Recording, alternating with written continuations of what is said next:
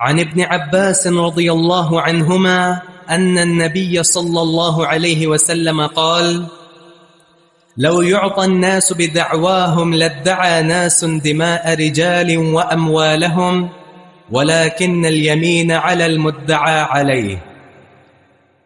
اس حدیث میں بھی قاضیوں کو، قضات کو ایک توجیہ دی گئی ہے اور ایک ہدایت دی گئی ہے، اور وہ یہ ہے کہ جب وہ فیصلہ کرنے بیٹھیں اور لوگوں کی بات سنیں تو محض کسی کا دعویٰ جو ہے یہ اس قضیے کے اس بات کے لیے کافی نہیں.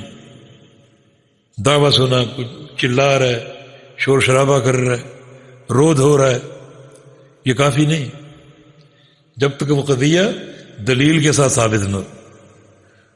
چنانچہ جب بھی قاضی کے سامنے دو شخص کھڑے ہوں گے اپنی خصومت کے ساتھ تو ایک مدعی ہوگا، دوسرا مدعا علیہ ہو. شریعت نے مدعی پر ایک چیز فرض کی ہے اور ایک مدعا علیہ پر. مدعی جو دعویٰ کر رہا ہے مثلا فلاں چیز میری ہے اور مدعا علیہ اس کا انکار کر رہا ہے تو مدعی کے ذمہ دلیل ہے، اس کی دلیل پیش کرو، کوئی گواہ پیش کرو یا جو بھی ایسی حجت جو اس کے دعوے کو ثابت کر سکے.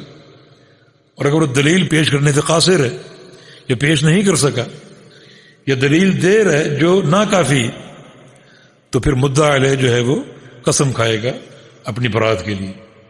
نبی علیہ السلام کی حدیث بھی ہے البینۃ علی المدعی والیمین علی من انکر، کہ مدعی کے ذمے دلیل ہے اور جو مدعا علیہ ہے اس کے ذمے قسم ہے.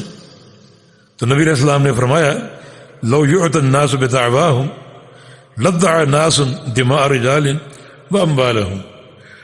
اگر صرف دعوے پر لوگوں کو ان کی مطلوبہ چیز دے دی جائے، ایک بندہ دعویٰ کرتا ہے چیز میری اور آپ اس کو دے دیں، تو کیا ہوگا؟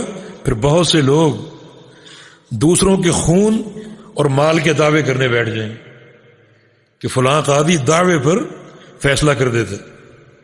نہیں، اپنی جگہ مضبوط ہو، مستحکم ہو.